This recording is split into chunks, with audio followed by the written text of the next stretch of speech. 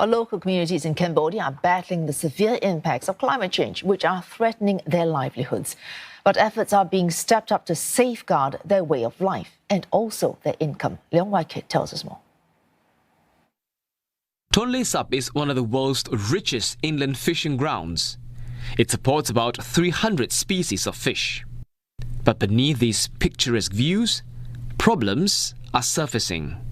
The lake is slowly drying up due to climate change and the building of dams upstream along the Mekong River. And fish stocks are fast dwindling. Projects to release endangered fish and rebuild wild populations have begun. Fishing restrictions are also in place for 4 months during the rainy season.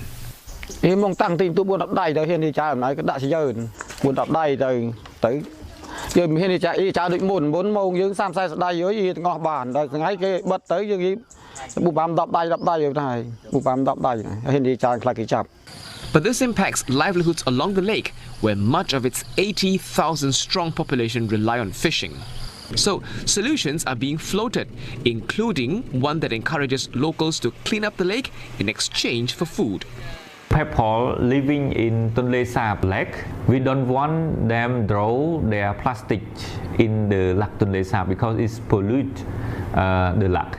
They can also collect the plastic from around their home and change the rice with the NGO partner that we working. Plastic pollution further harms fish populations. But Peter John, who's been running boat tours here for nearly 20 years, says it's a long-standing problem. One of the first things he teaches his workers is not to pollute the lake. Some of the people in the lake, they just throw the rubbish in the lake, not thinking a second about it.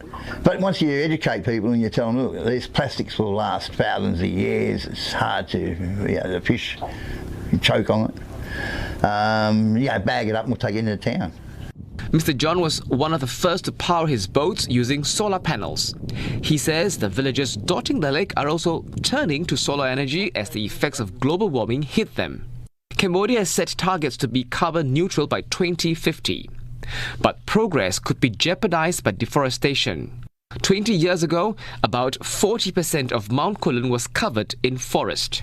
It dropped to 25% in 2017 due to illegal logging and slash-and-burn agriculture.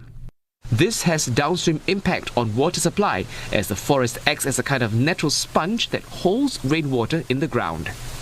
The ground from where I'm standing, there is huge resource of water trapped by the rainforest. And this is also the source of water that you see from the waterfalls earlier.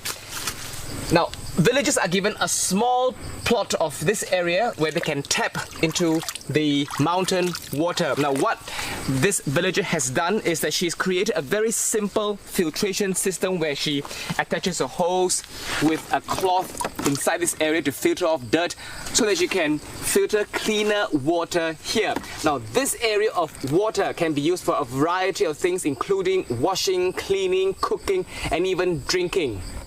The loss in forests also contributes to climate change, and the increasingly erratic weather and rainfall is hurting villagers, such as the many cashew farmers on the mountain. Keith Sokia even considered moving away because of water shortages and the heat. But she faced a different problem this year.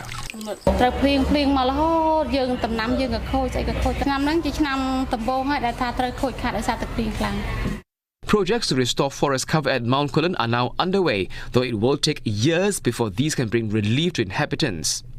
Cambodia has pledged to halve deforestation by 2030. Livelihoods, CNA, Siem Reap, Cambodia.